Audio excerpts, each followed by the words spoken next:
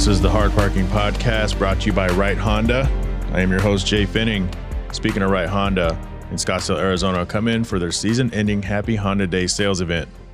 So one of the vehicles I might start flirting with is a 2020 Honda Accord LX CVT. I mean, just $290 a month plus tax, 35-month lease, 0 due at signing. Don't like Hondas? First off, shame on you. Secondly, head over to Right Toyota, literally right there, next to Right Honda. Coming up on today's show, Jon Sibal. In this interview, you get to learn who Jon is. So a lot of people know him for his car design, but a lot of people don't know who he is. So we talk about what makes him tick, what are some of his motivations in life, what are some of the things that he experienced growing up. And we also talk about, so here's the thing, Jon has 2 lives, and a lot of people only know him for cars. And he has a whole other thing going on that is fantastic. Another thing that we discovered is we both have small dogs. One thing that comes with small dogs is anxiety. So here's the deal. I want to also tell you guys about CBD strips made specifically for your pets. Fast dissolving tongue strips. They come in chicken, bacon, and fish. In fact, I have them for Izzy, my dog. Why are they good? There's a direct connection between the tongue and the brain. They don't waste any time going to the stomach where it gets broken down and takes forever through their bloodstream to get to their head. Tongue treats, CBD strips, check them out. You can pick them up at boosterbath.com. Before we get to Jon, first off to the new people, welcome to the show. One thing about this show is I have very loyal listeners, and I appreciate every single one of you. This show is growing, and the more you talk about the show, the more people get in front of it. Make sure you go to Apple, anywhere you can leave a review, and please leave a review on the show. It means a lot more than you think. I want to send a special thanks to Catherine Cox and Jordan Young. They've been giving the show 99 cents a month through Anchor. That's like 3 cents a day. Now, I probably just reminded Jordan that he's been supporting the show, so he may cancel. Catherine Cox, not only is she on Anchor support, but she's also on the Patreon. Not to call you out, Catherine, but you are a loyal supporter, and I appreciate you a lot for believing in this show. I appreciate everyone for listening to the show. This is not to shame you. Head over to patreon.com if you like what you hear today after you've subscribed and become a Patreon. Patreon people get access to all sorts of special content, behind the scenes. You get some input for the show, and you get a gift. I'm going to come out of pocket and hook Jordan and Catherine up. If I could find Jordan, can you send me an email, hardparkingpodcast@gmail.com? I'm going to get you guys something for supporting this show, and I'm going to spend more money on you than you have on this show because it's not really about money at the end of the day. If you're new to the show, you're going to want to hit subscribe so you don't miss a future show. I don't want to take up much more of your time. This interview is one of the best. I don't want to spoil anything for you guys. Listen all the way to the end. We also do some Q&A, so he gets to answer your guys' questions that you submitted to the show. Coming up, Jon Sibal. It's time for our social media highlight of the week, sponsored by Kuya Automotive, currently specializing in new and used NSX parts. NSX owners, hurry up and head over to Kuya Auto, that's one word, .com, and inquire about group buy special pricing on Instagram at Kuya_automotive. That's Kuya Auto, where Big Brother's looking out for you. Jon Sibal, welcome to the show, man. Yes, sir. Thank you for having me. Hopefully I said it right. And I say that because it's all squished together usually. Right. Sounds about right. Jon Sibal, Jon Sibal. Yep. Is it Jon Sibal and everyone's been wrong the whole time? No. However you want to say it, it's fine with me. So a lot of people know you, as far as my listener base. If they do a quick search on you, if they even have to do a quick search on you, they're going to see one of 2 things. But most people know you for cars, as far as the industry that I met you in. So how did you get started with that? And this is kind of a loaded question, but at what point did you decide cars was going to be your thing to the level where you're at now? You may have never even realized that, but take me back to that point where you're sitting in, I would assume maybe class and you're sketching. Like what's 7th grade Jon doing? 7th grade Jon was just trying to learn and not to get in trouble because he's doodling in his notebooks and things like Voltus 5, old Japanese anime in the Philippines.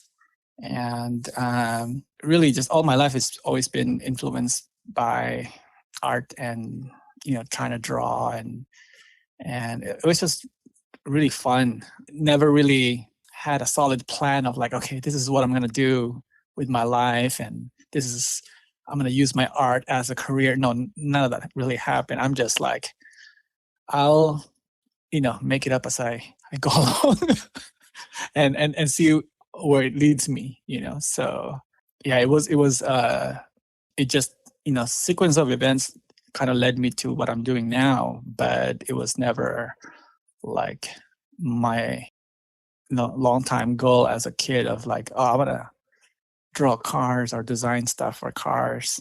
It was just more of like, I just wanted to make sure that whatever I do, I have some kind of way to express my artistic skills and abilities and apply that to everything. So you take a standard kid, right, and you put him in elementary school, and everybody's kindergarten drawing looks the same. It looks like shit.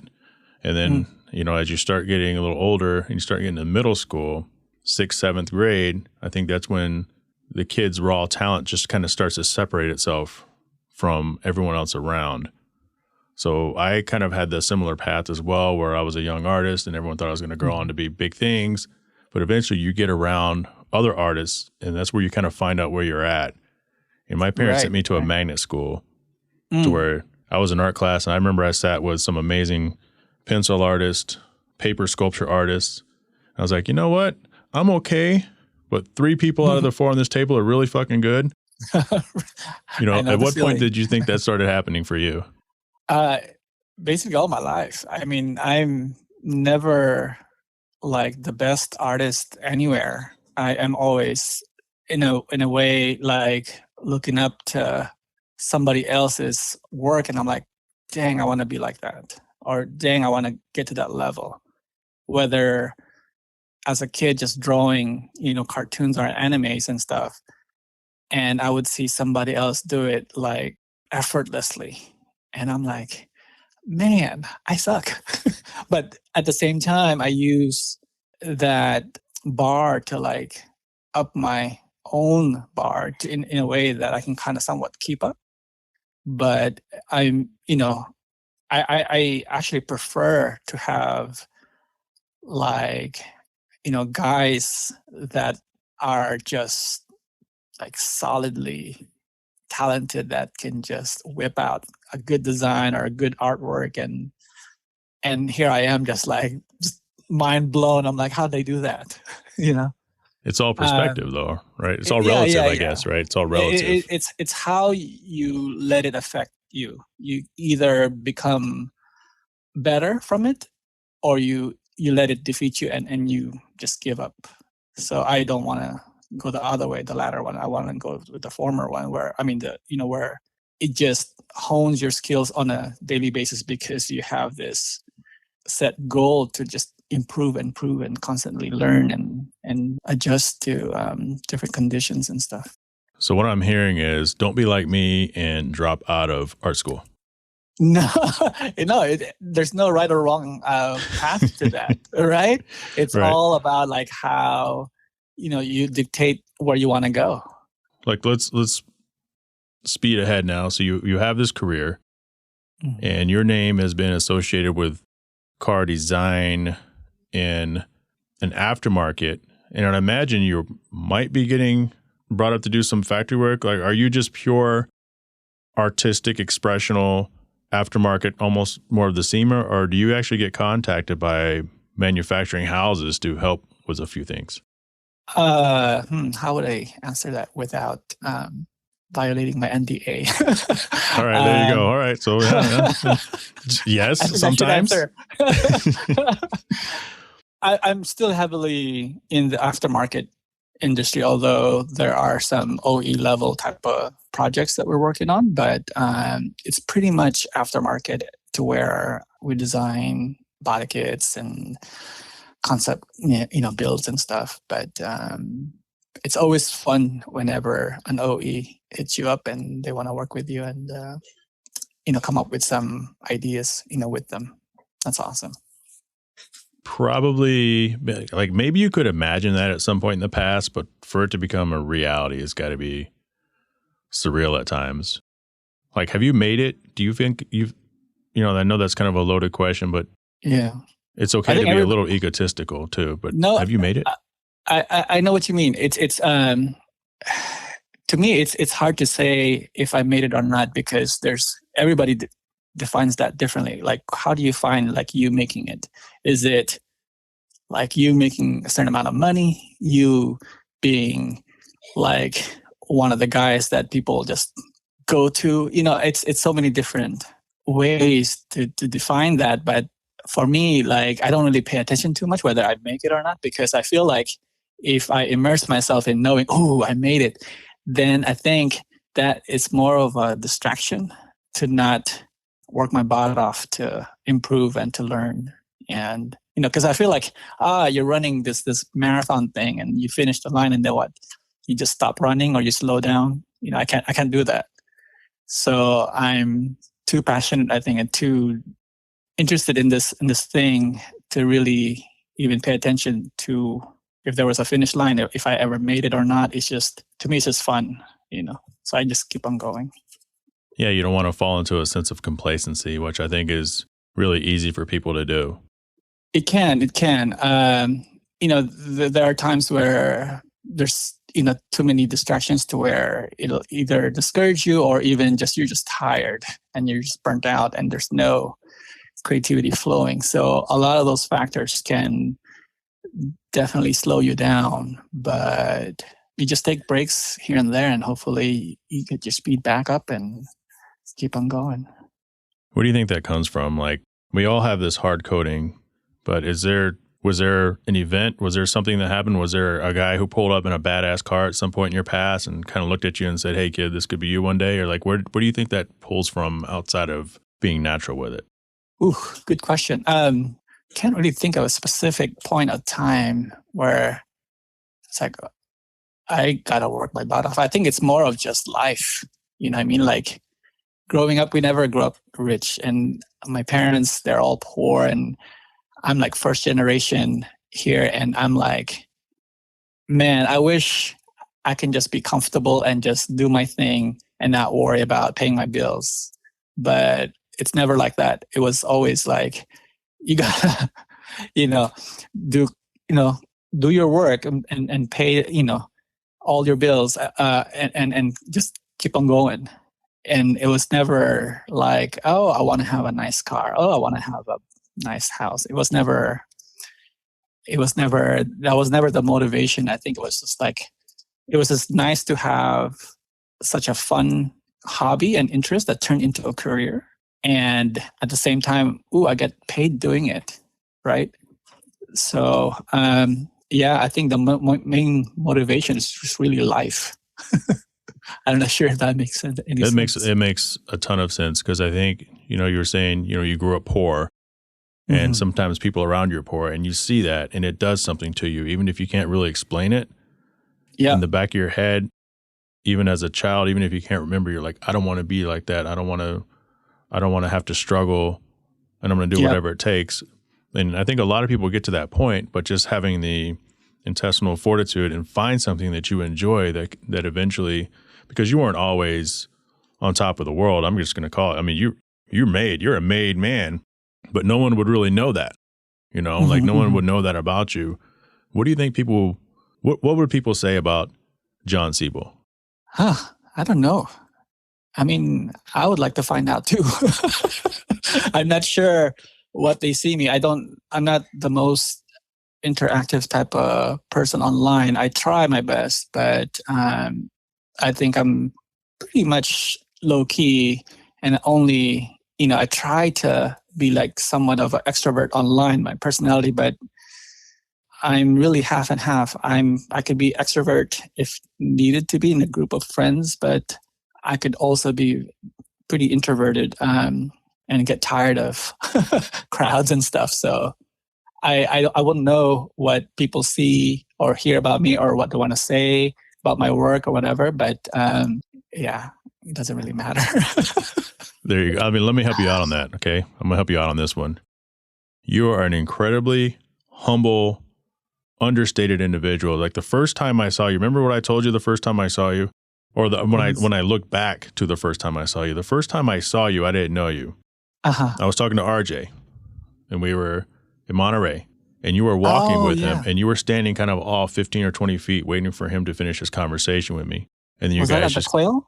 that was at the Quail. Okay. And you guys just kind of walked off.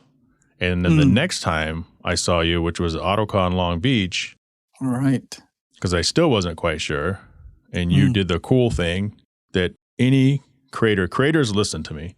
You can never be too big for yourself, because you never know what kind of inspiration is out there. You took the time to meet up with me and sign my little Jon Sibal car that's in the display case. Right. And you were so gracious to me, told me how much you liked the interior design of the car with the 3D printed. Like for me, it was pretty creative though, what you did. I was genuinely impressed. Hey man, dude, I still have that photo on my freaking phone right now, and I'll post that shit. I'm like, look, approved. Because if we're into our craft, at some point we look, because we know what we're good at, but sometimes you need someone to help you with it. Someone to tell you if it's good, someone to just kind of help motivate you and inspire you. It's a sense of validation that your hard work has paid off. And I think for you, yeah, you're quiet and you're humble, but you're busy, dude. Right? I mean, you guys just busted out this 190E project. And like, I have a feeling you have a stack of work in front of you, regardless of what year it is and what's going on social media. And that is validation. You're the guy behind the curtain that everybody who needs to know knows of. And I think there's something to be said about that. Thank you, man. I appreciate that. And I think everybody needs to kind of hear that once in a while. It is gratifying when you see fruits of your labor, coming to, fruition and coming to life, and it's in front of you, and then hearing people actually digging it. And I'm like, oh, really? That's cool. But at the same time, it wasn't, the goal is always to do the best work as much as possible, just so that you can have all this cool clients coming back for more. If you give them a good experience and you give them more than what you promised, I think it's always like a solid, formula to work with. And, so the next time there's another project that comes up, it's easier for your name to be included in it, rather than you being kind of a hard artist to work with, and then becomes almost like, should we bring him in or not? And making sure you deliver the files on time. Yes, that's tough.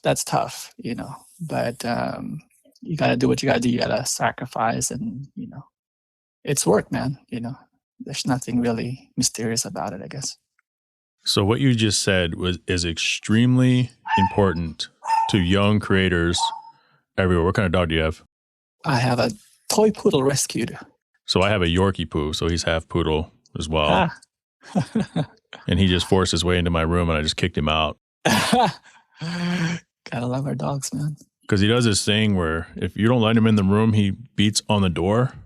And he comes in, it's weird. And he comes in, he looks around, and he fucking leaves. And then you got to get up and you got to shut the door. They're our kids, bro. They are. I mean, facts. Like people who don't have pets will never understand that bond. Right. Yeah, I mean, that's cool, man. I guess what? I'm leaving that bark. I'm leaving this whole dog conversation of the podcast, man. You're stuck with it. It's all good. Yeah, you're stuck with that. So how long have you been doing SEMA projects?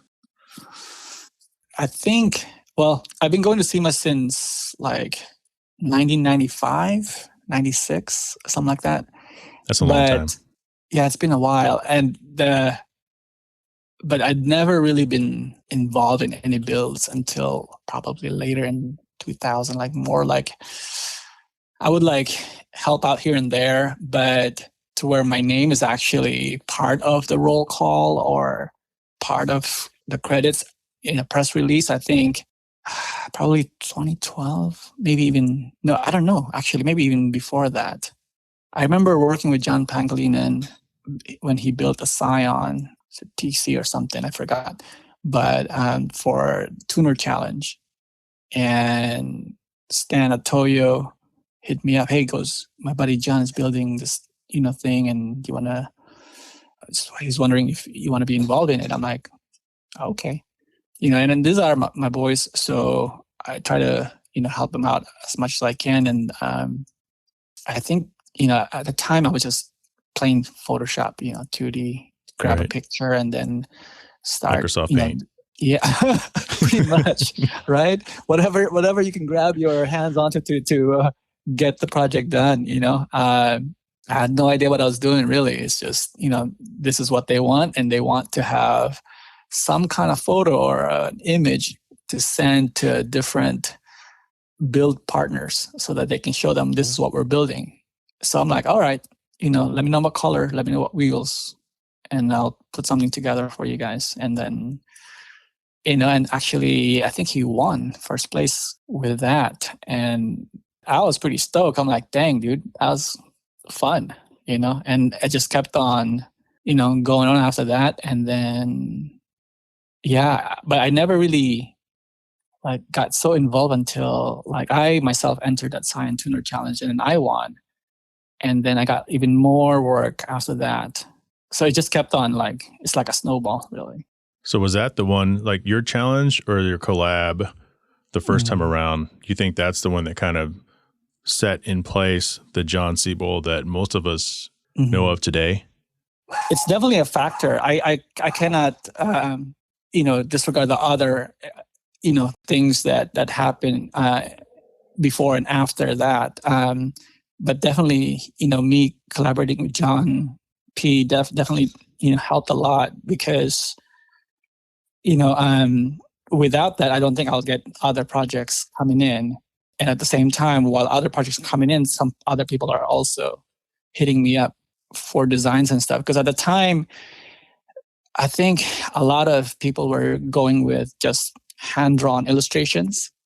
And here I am just doing Photoshop stuff, making stuff up. I don't even know how to use Photoshop in the full capacity. So, but I know just enough to where I can lower the car, change the color, right. copy and paste the wheels. No, there's apps. Oh my gosh.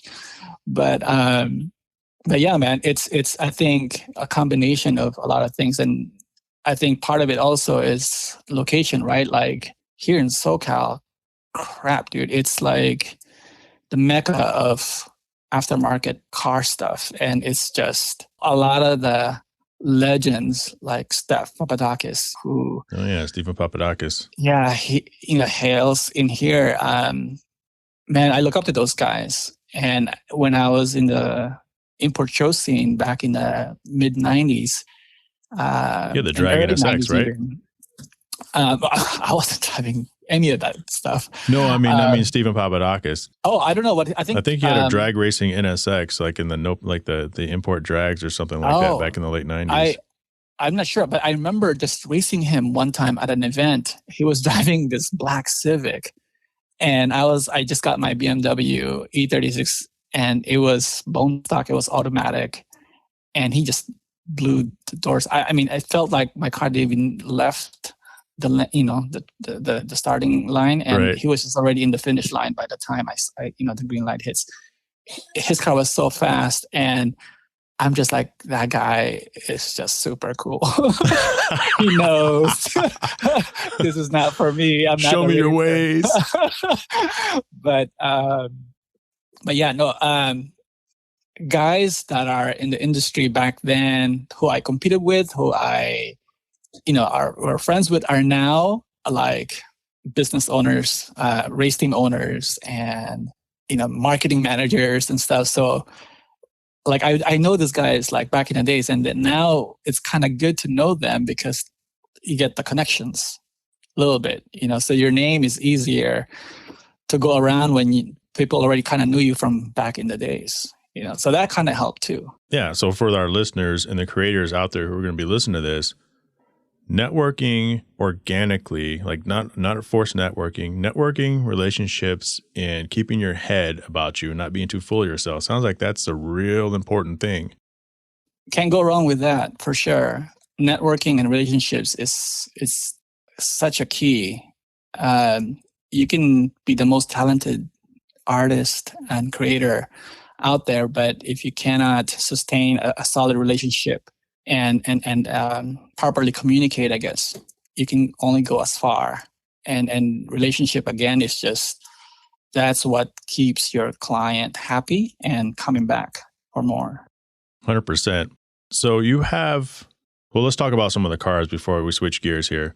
Mm-hmm. So what are some of your biggest collabs publicly? Not necessarily your favorite, but just biggest in your opinion. And then what are a few of your favorites, if you're allowed to say that without pissing other people off? Sure.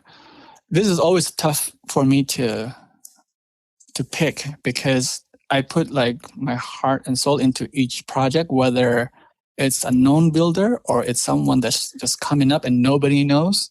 It doesn't matter to me, because to me, my own competition is myself. Like, if I release this image and submit this to the client, can I do something better than what I just submitted? So then, because of that much effort that I try to put in, it almost becomes part of me, right? Like almost like my baby. So then how do you now pick one baby that you put out there to the other babies that you also submitted to your other clients? I love them all, right? Almost equally. Like I find ways like, gosh, this piece helped me improve in this part of my, skill. Or this project helped me understand how to work with this software. It's always different. So, and a lot of that too comes with like who you're working with. Sometimes they could be the most intimidating person, but then at the end of the project, you're like, holy cow, I grew so much, because it's like things I would never probably have taken, because either I'm too intimidated by this project, but by just biting the bullet and going for it. Most intimidating project. Most intimidating project. Oof. Almost everything is intimidating, because this is my attitude, right? I like to challenge myself. So there's projects where I don't have any experience with it. And it's always scary when you're jumping into some things and saying yes to without really having an experience doing it. You understand your reputation probably put you there, right? Oh, so I'll give you an example. This is even before I got into the automotive industry, like in the comic book industry that I was in pretty heavily, and how I started. I got hired from a comic book signing, and I'm just there trying to see if I can get some kind of critique on my portfolio, or not really a portfolio, because it's just really just a bunch of sketches. Sketches, right. Right. And Rob Liefeld, he's one of the founders of Image Comics, creator of Deadpool. He saw my work, and at the time he was just really starting and building their studio up in Anaheim, and they needed artists. So he saw my work, and then, like I said, I just wanted to get some feedback to see what I can improve on and what's good and what's bad. And he just says, do you want a job? Do you want to be an inker? I had no idea what an inker is or was at the time. And it was just like, an inker? Sure, I'll do it. I've never picked up this crow quill or anything like that. It was a special pen that inkers use. Never in my life had used that. But I said yes, just because, and this is an opportunity. You can't shy away from it. If you got to learn, if you got to bend over backwards to make sure that you grasp how to do this stuff, then do it. That's just my attitude. So then, like, almost every project I take on from then on really is so intimidating to me, because I'm like, crap, how do I do this? And you do your research, you put time into, learning, and then it always, for some reason, works out, So through that question, we kind of tripped over on the other side of this coin. Mm-hmm. Looking up information on you, there's a lot of Jon Sibal stuff, and there's just a little bit of stuff that touches on comics. And I saw the name, and I go, what's this? Mm-hmm. So I clicked on Jonathan Sibal. Jonathan Sibal is my alter ego. No, that is. Is that an intentional way of you maybe separating your fan bases? Actually, it's the way that came about is very interesting. My full name obviously is Jonathan. My Filipino, what my mom calls me is Atan, which is a very strange way. They could have called me John, but they called me instead Athan, which is like the second part of Jonathan, right? And then, okay, yeah, Athan. But then the weird part is like when I was getting credited for all my comic book work, instead of putting Jonathan Sibal, it's too long, so they shorten it to Jon, like JONSIBAL, right? So it's like now it's shorter, more concise, and I'm like, okay, I'm cool with that. I don't care really. So I just kind of like rolled with it, and now I'm just Jon Sibal. I'm so a lot of my earlier comic book work was had a credit of Jonathan Sibal, and some of my editors still know me as Jonathan Sibal. But at the same time, I think because also social media and how things are now, back then when we were doing comic books, there's really no social media. So, even though I switched over to Jon Sibal, that wasn't getting published or spread around as much as like what my automotive work has been shared now. So could be a combination of both, but I'm hating you right now. No.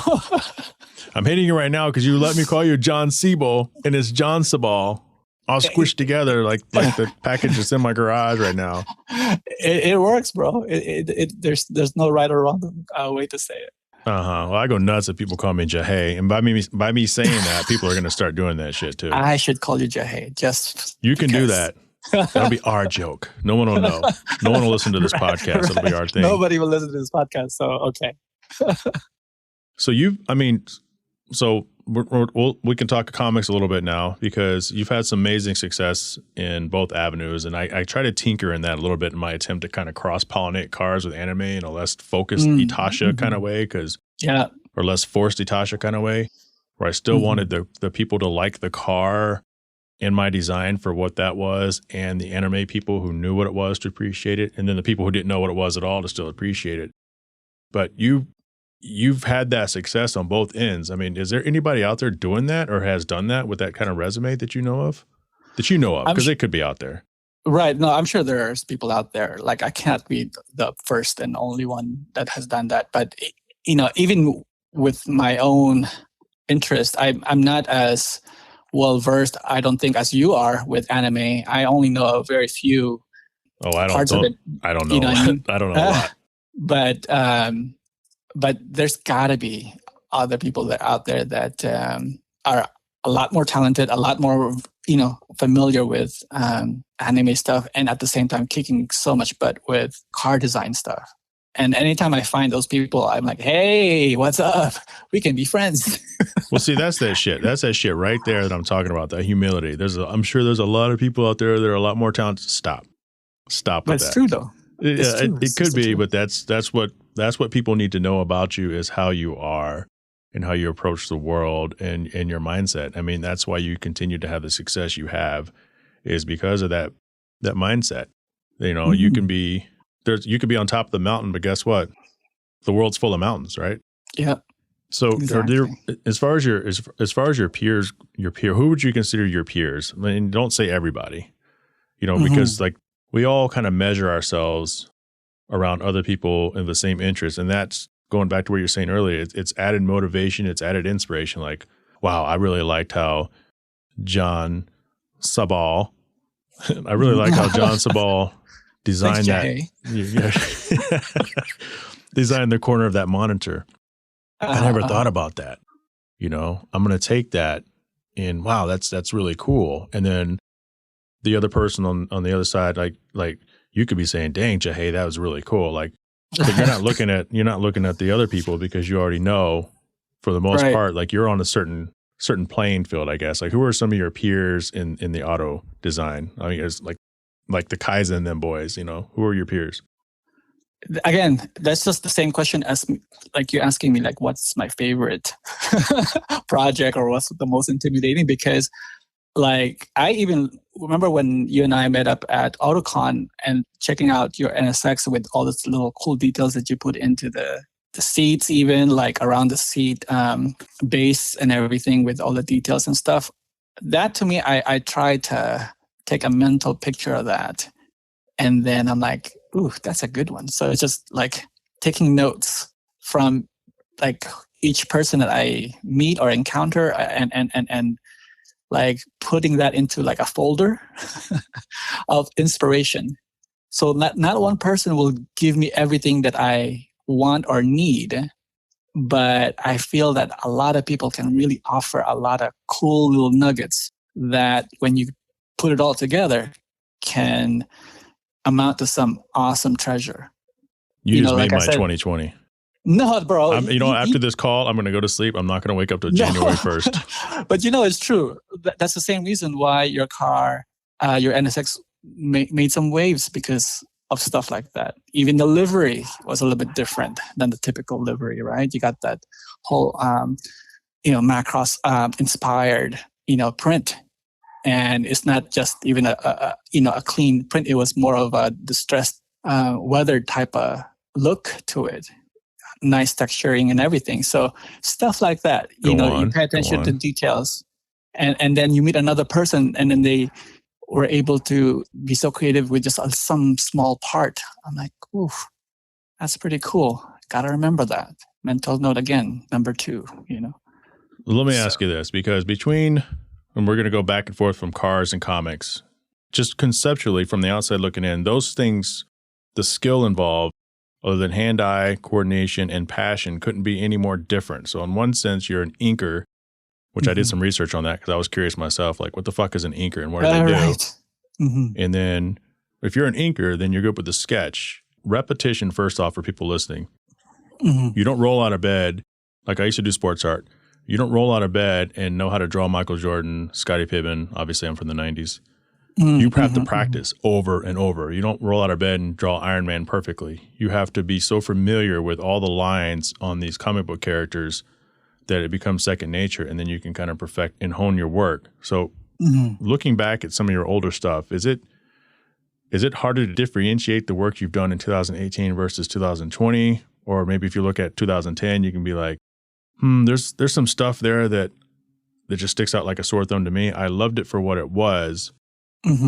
But you've made a design correction that only you might notice and only the top people in your industry would notice, but someone like me would never in a million years notice. Like, do you see that in some of your old designs? Every time, every piece. I'm never 100% satisfied with any design when I look back at it. And this is true for any artist. We're like our own worst critique, right? So to where it's just like, you look at it, it's like, I could have, tweak that a little bit. Oh, that could, that looked kind of off. So all the stuff that, you could always adjust and improve, you're really the only one that sees that stuff. When you show it to other people, hardly really anyone will pick up on that. I do have friends that can, but majority of the time, they don't know what they're looking at, or they would not even notice that little flaw. But for you, it stands out so much, like as if there's no other area of the design except for that little piece that you did, that maybe the angle or the shoulder of the fenders wasn't properly adjusted or contoured, and it's not, the radius is not, large enough, or it's too sharp, stuff like that. But, only you, because you spend so much time trying to fine tune it, it's really only you that spots all those little things. But every time I look back, I'm like, crap, I suck. You're terrible, dude. Hey, if you want lessons, I got your back. I think it's because people, they fall victim to this, and it's not their fault, but they look at the final composition, right? They don't focus in on the one little thing. And as you, the designer artist, you know that flaw because you built it from the ground up. And they just see the entire thing, like, wow, that is an awesome drawing. It looks so real. And like, not really. No, for sure. My buddy, Judson Bryan, he's the founder of JDM Ego. Me and him, we spent a lot of time on the phone together, and he hates his stuff. And I'm like, dude, man, I look at his stuff and I'm like, this is pretty dang good. And then you look back at his past work from years and years and to where he is at now, I'm like, look at your progress, dude. But he's the type of person that, like, after he's done with this design and project, he looks back and he hates it. I'm not that extreme, Right, but I right. completely understand what he feels and what he sees. But just like you and I, whenever we look at somebody else's work, we don't see any of that stuff. We just see the whole entire presentation, the whole image. But the artist who made it or created that image, they know every single inch of that, car, and so they know themselves what they could have done better. But I think it's just the nature of being an artist. We're always very critical of our own work. So you said you used to do, but you still do this. So with Marvel and DC, right? Mm-hmm. So under DC Comics /talent, and you say have the same page on Marvel Talent, it looks like you're credited with at least 88 titles as an inker, artist, at least from DC. How many projects have you been associated with Marvel? I would like to know that myself. I never really counted each project I was involved in. I started inking comics I think back in '92, and still doing that now. I'm not as active.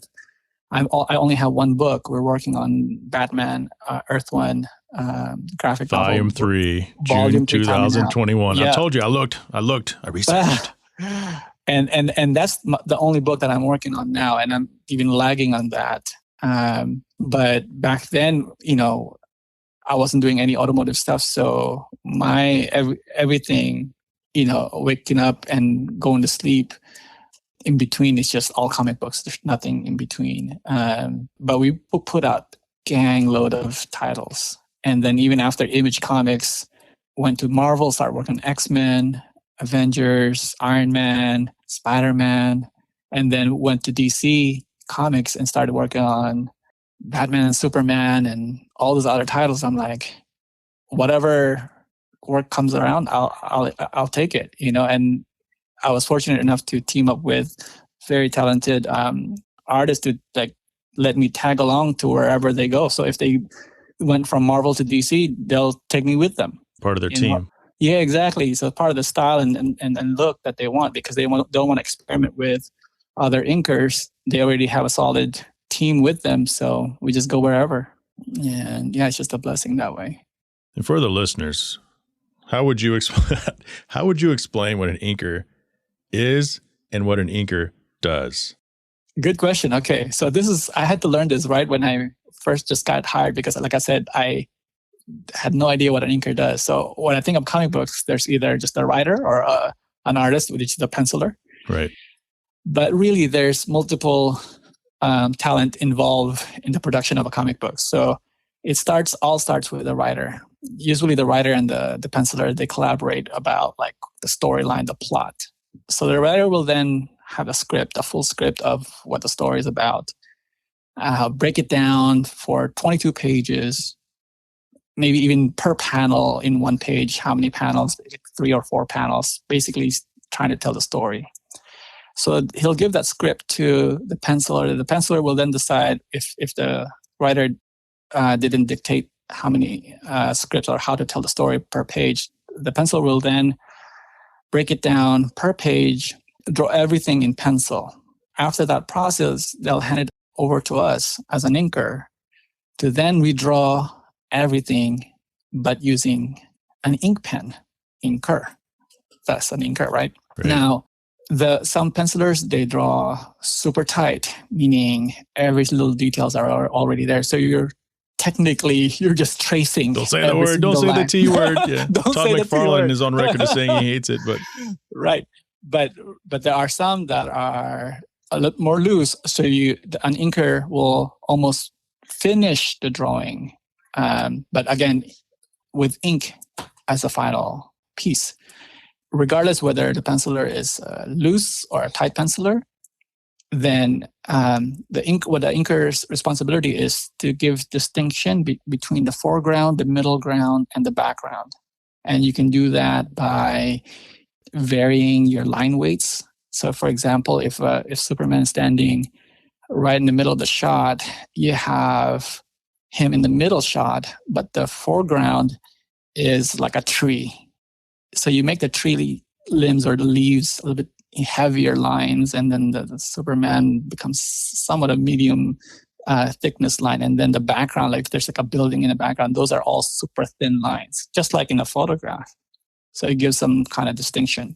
You add more details to it. You basically enhance what the penciler has done without taking away from his own style, and then you amplify some of those distinctions in depth, and after that, we scan the pages, we give it to we turn, basically when you scan it, it becomes digital. We send a digital file to the colorist.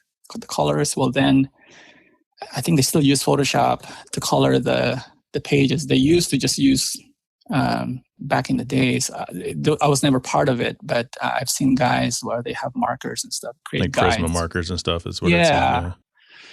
Great guides for the colorists to use. But now I think some of the colors are just going straight at it and doing it themselves digitally. And it's a really cool process. It adds another level. So when it leaves our hands, it's still black and white. The original pages still remains black and white. The digital files are now colored. And then that's where all the word balloons gets added in. The editors comes in and, make sure, proofreads everything, make any adjustments. The pencilers are always involved in this process, making sure that every part of the detail, is addressed and never missed. So it's a lot of work. Yeah, I think on that process, I could handle the word balloons. Like I'll get a job doing the word balloons.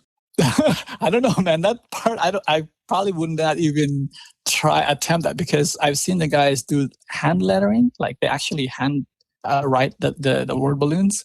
Holy cow, dude. They're like almost like a machine. You gotta be consistent with that shit.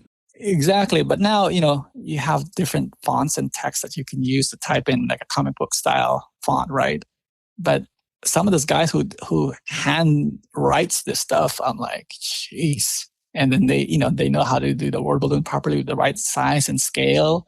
And it's an art form of itself where you don't want to cover up too much of the art in a certain small space of a panel.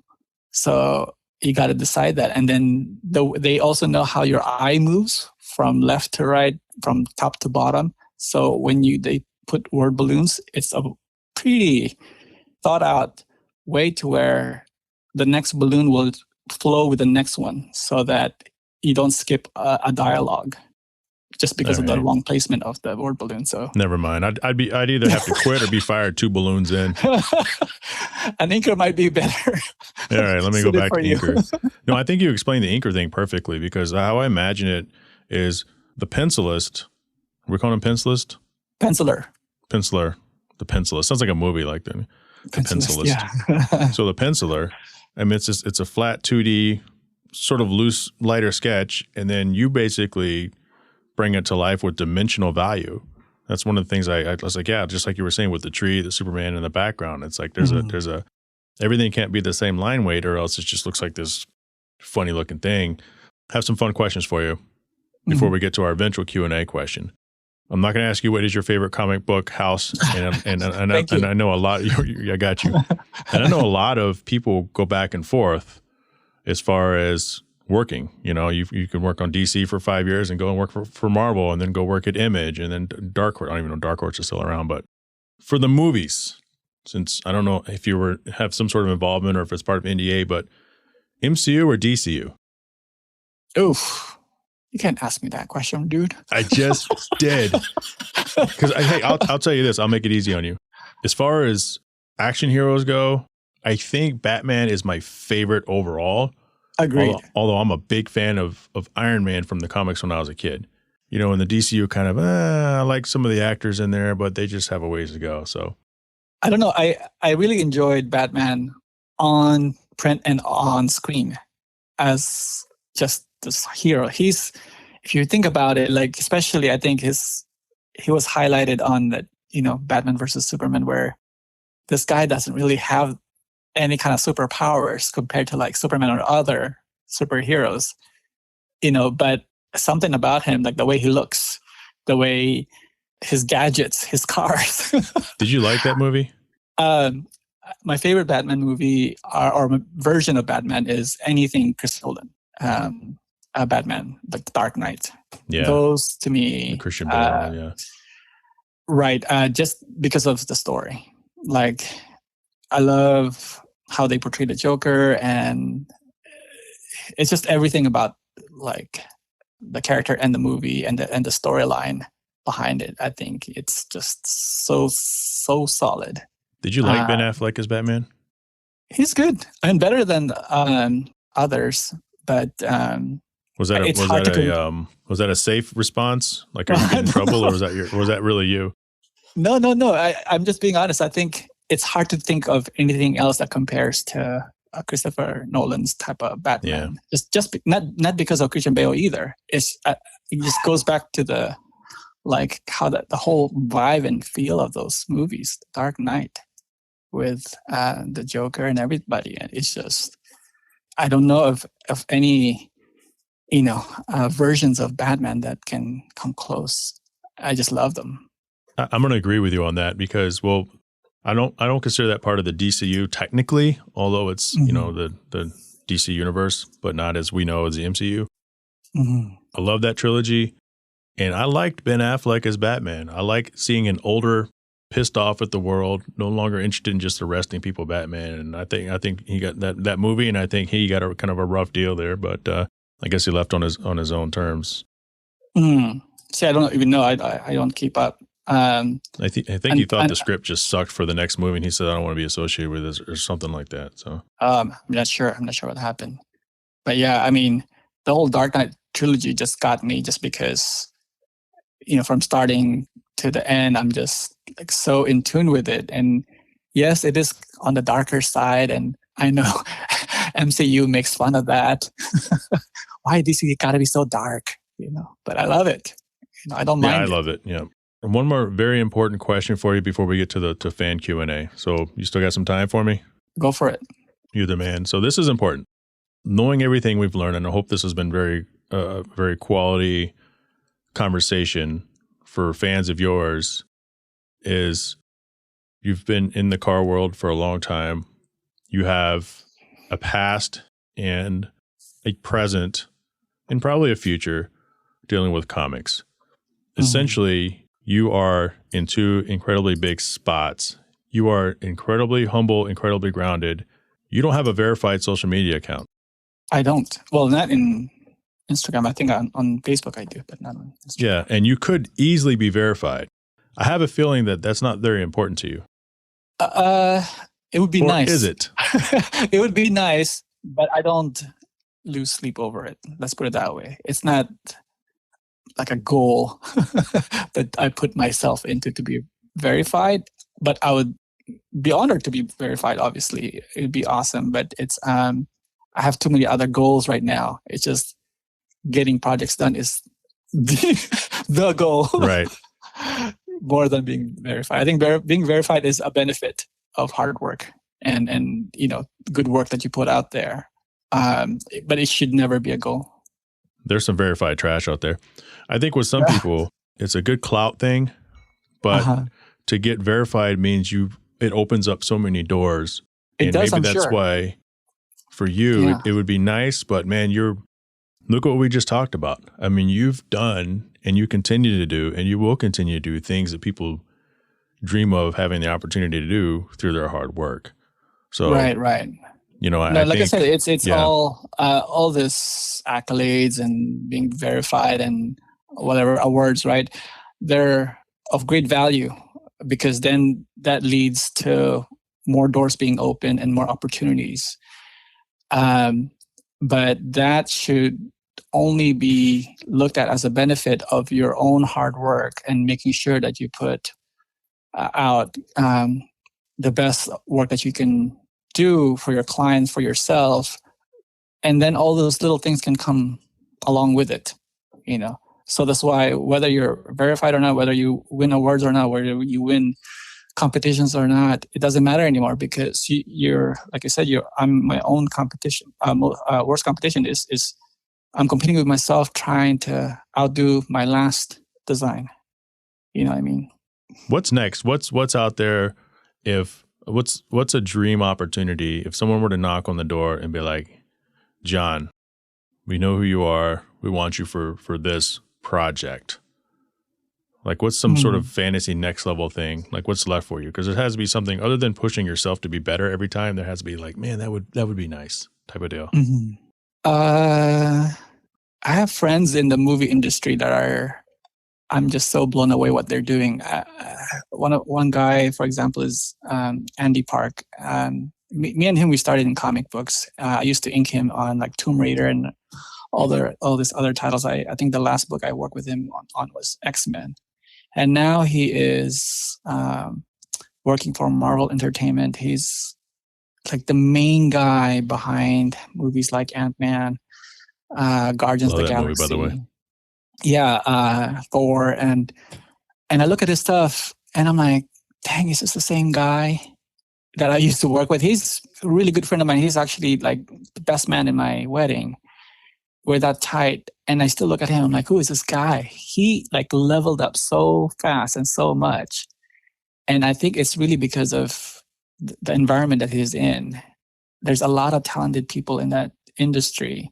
So you cannot just be the same guy. You gotta keep on improving and stuff. So whatever future holds for me, I just want to make sure that I can keep up, so there's no one specific project I want to be involved in. There's just a lot, like even animations, even 3D printing.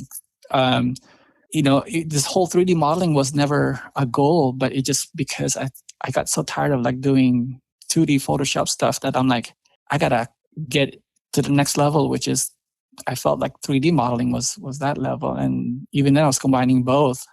So whatever the next big thing is, I just want to make sure that I can keep up. Andy Park, where are you at? Andy Park, man. Maybe you get to a certain level where all you can do is just keep maintaining and staying on top of your game, like next man up, because you never know, right? It's like somebody has to come from above and maybe pull you up with them. Like there's a ceiling, I think, in everything we do, and maybe you're just hanging around the ceiling. And just, and just doing your thing. Ready for some Q&A? Go for it. Awesome. Okay, well, it's time for the Q&A segment sponsored by NSX Channel on Instagram, your number one source of NSX content, NSX Channel on Instagram. Okay, so Jay Necky asks you, how have you seen the digital artistry format evolve in recent years? It's been moving pretty fast and progressing really quick in my eyes, because to me, I've always wished for this type of thing to happen, because in the beginning, like I said, there's really hardly that many people, and people are just doing it either for casual, hobby type of thing. But a lot of designs right now are popping up. Again, thanks to social media, we're exposed to all this stuff, but it's been pretty good. I love how it's progressing. Again, not just because of the people behind it, but at the same time, the softwares that are available are getting more powerful, I think, and the artists can get really creative with it and using it. So progressing very, very nicely. It's a good answer. Here's a fun one. So Possum Killer MK6 asks, what's the best and worst Halloween candy? I don't know. I don't. I never had that candy where it's so bad that I want to spit it out. But did you do trick or treating? Go around and get all that? Because some people don't do it, But yeah, but it's been too long. That's underrated. Let me help you out here. Candy corn sucks. Candy corn sucks? Yeah, yeah, candy corn. All right, so Venom 2049 asks, if you could make any of your, okay, this is a question you probably get a lot, okay? And I already know the answer, but you have to pick one for Venom, okay? Venom 2049 asks, if you could make any of your 3D renderings real, which one would you pick? Do I have to pick one? Yeah, it says any. Oh, it says any. So instead of which one would you Every pick? single one, dude. Every single one. I love them all. It's so hard to pick. I'm like scrolling right now on my page. I'm like, gosh, how do I pick? That's fair. Yeah, no, they're solid. I love them. And that's what I mean. Already exist. So yeah, there you go. People listen to that. Some of them already exist. Yeah. The dream. So Brian Barfield asked, "Oh, God, this is a duplicative question, man." Brian, all of them. They're all his favorite projects. Right. They're all at that time, at that moment in time. They're all his favorite projects. So Catherine Cox. Thank you, Catherine, for listening. Thank you, everybody, for listening to the show. But it's obvious you love what you do. It's conceptual, the whole thought through the sketch, through the renderings, through the final product. Is there a favorite phase of a production that you enjoy the most? Oh, good question. I love the part of brainstorming, like the initial part of just talking to a client and coming up with ideas. Like for this recent project we just unveiled, the 190E. I sat down with Chris and Jhae. We did a lot of Zoom calls in between, but deciding on like which livery to use, looking at like reference photos. I love that part because they have their own ideas. I have my own ideas, and then we put them in a pot and mix them up and then see which one comes up. Because I feel like I learned a lot from the different people that I work with. So, and I take that with me to the next project and the following project after that. So I think conceptualizing, brainstorming always gets me excited because it feels like, oh, so fresh and so new, And then once you have a solid direction and vision, then you move forward to execution on a 3D model. But yeah, it's always fun. The brainstorming. Yeah, I get it. That was a good question. Catherine's good at those. So Jamie Goodman asks, and I was bagging on this vehicle, so this is why he probably asked this question. What are your thoughts on the El Camino? El Camino? I love them.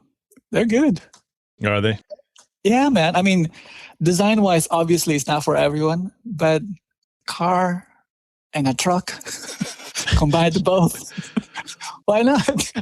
There you go, Jamie. There you go, Mr. Red. Red's Rambling Podcast has been vindicated by the great Jon Sibal. You're ugly.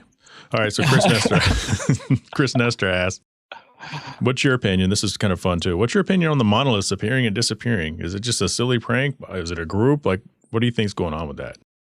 I saw screws or rivets in it, dude. So I thought it's the one they found in Utah, right? Yeah. I thought I saw that too. I really wanted to believe, though, until I saw the dang rivets around the edges. I'm like, aliens won't be using rivets. No. It should have been like smooth, solid, dude. Solid, triangular, like a polished ingot looking. To me, it's easy, right? So they had the one in Utah, then they had the one somewhere in Europe or somewhere.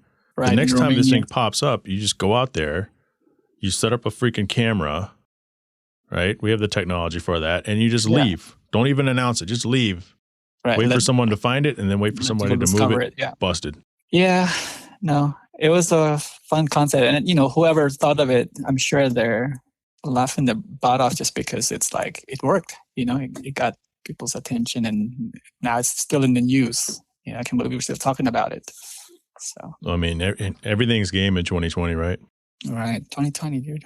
How's this year been for you? It sounds like some people it's destroyed their lives. Some people, fortunately, they've just been able to stay busy. In some cases, even more busy. Like, how's this worked out for you for what you do? Right. A lot of customer impact. In the beginning, it was very scary. Everything stopped. Like, no work was coming in, no people calling, nothing. It was just like, oh, what do we do?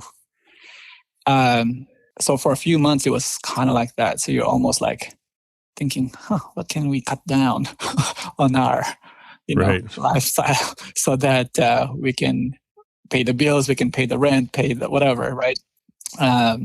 But then work kind of started to slowly trickle in. I think just because everybody's adjusting to working from home, nobody can shoot and do cars like, openly and, freely. So they want more digital content and stuff. And then that's when, work starts coming back again. And to the point now to where I feel like, I'm not sure if it's true, but I feel like it's probably busier now than ever, at least for me, workload wise. But I'm always kind of still suspicious because 2020, Right. Jon, you've been great. I really appreciate you coming on the Hard Parking Podcast. If people want to reach out to you, you're not hard to find. JONSIBAL. Just type it anywhere and it'll bring up one of your 500,000 designs. Thank you, man. Thanks for letting me be part of this. I'm honored, and I'm glad that we got to finally do this. We've been talking about this for forever. So that's my bad. Hey, one final question for you. Yeah. Where's my Cybertruck? Where's my little Maguire's thingy? This year got blown up. No, your Cybertruck is here, but what's even funnier is the NSX pin that you gave me. They're all in the same stash, and I cannot find it. But I kept it in a safe place. I kept it in a safe place to where I'm like, okay, nobody's gonna throw this away. Nobody's gonna touch it. Nobody's gonna steal it. Have you seen what those things are going for? I did, dude. It's nuts. People need to understand something. Man. Yeah, crazy. Exactly. It's not because it's my fucking car. It's because there's just not a lot of them out there. No, I'm sure it's part of it, but it's just amazing how much this thing go for. Even those Maguire trucks that the pins that we did a recent giveaway, I had to check online on eBay just to see how much you're going for. The last item that was sold went for $200 for those pins. Truck? I'm like, yeah. The Maguire's truck? The Maguire's rig. Yeah. I'm like, huh. Oh my gosh. $200, dude. It's crazy. It's just you and I talking. If you sold it for a Wagyu steak early in the year, I get it. Unfortunately, I don't have any more, but I get it. No. I promise you, I have your NSX stashed in a safe place. Where that safe place is, I have yet to find and remember. Because I know if I find that your NSX, then I'll find the Cybertruck. Because I remember. And the world will be happy. And the world will be happy. I want to thank Jon Sibal for coming on the show. One word I think of when I think of Jon after having that conversation is authentic. Jon Sibal is authentic. And for all the creators, all the new listeners who tuned in specifically just to hear him, there's a lot of talent in the world. You have to stay authentic to yourself, and you have to be authentic with people. Because if you're not authentic, then what are you? That interview with Jon, it was amazing. Perspective. This guy has mad respect to him for keeping it real. Real with himself, real with the people, real with me. Damn, that was good. Please like the show. Please subscribe to this show. Give a review, even if you're just reviewing that specific episode. Apple is the best place to leave a review. I have one more show left in 2020. After that, I think I'm going to do a best of series because there's a bunch of shows. There's a lot of good episodes in 2020 on this podcast. I urge you to go back and listen, or maybe I'll just do a best of. I'll do abbreviated shows. Can't wait for 2021. Christmas is coming up. A lot more events coming up. I'm going to be at the Right Honda Toy Drive, Team Evolve Toy Drive, another local guy. Chris Marini has a toy drive. This weekend coming up, Friday, Saturday, and Sunday, 3 toy drives. Get out there. If you're listening to this, contribute to a toy drive. Pick up a present. Your local bank. Banks always have some sort of a toy drive going on. Search on Facebook, toy drive. Just search up toy drive. Go by. You don't have to be in the car community. Go work a soup kitchen. Go feed the hungry. Do something. Make yourself better. Make someone else's life better. Get out there and do something.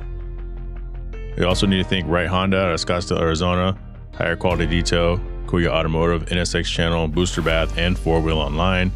Hang on when I'm done here to learn about 4Wheel Online and Booster Bath.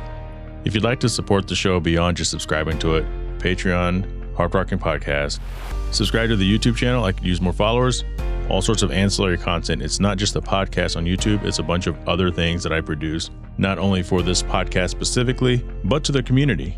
So go ahead and check that out. Follow the YouTube page, Hard Parking Podcast, or Hard Parking Media.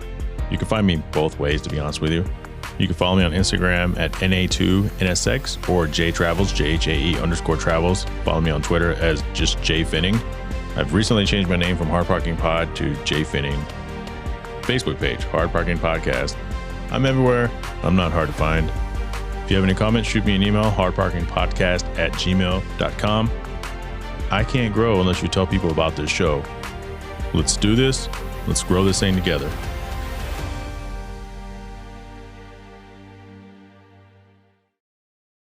As a lot of you guys know, my daily driver is a 2007 Infiniti FX35 Sport. It's about time I put some money into it. Can't just drive the NSX around all the time looking nice. Want to get some wheels? For over a decade, 4Wheel Online has been bringing the best truck accessories and truck parts to enhance the appearance and performance of all trucks and SUVs. They're dedicated to providing an extensive range of upgrades that will match any maker model on the road. Their truck products cover everything you need for a custom look and added functionality. I was talking about a wheel and tire package. Head over and use a configuration tool. They carry all the major brands of wheels and tires, so go get outfitted today. Visit them at 4Wheel Online. That's 4Wheel, singular, online. Are you tired of blowing out your back at the bathtub while washing your dog or subjecting your canine to a water torture bath while leashed up to a post outside? Now there's a far more effective way to wash your pet while saving your back and keeping your dog happy. It's called Booster Bath, a portable bathtub on legs. Head over to boosterbath.com, one word, and pick one up. Available in 3 sizes, this tub system features a drain, a soap cubby, and water controlling wand. This tub conveniently breaks down to be stored when not in use. Want to save 10% on your first time purchase? Head over and sign up today to make that happen. Boosterbath.com. Shut up!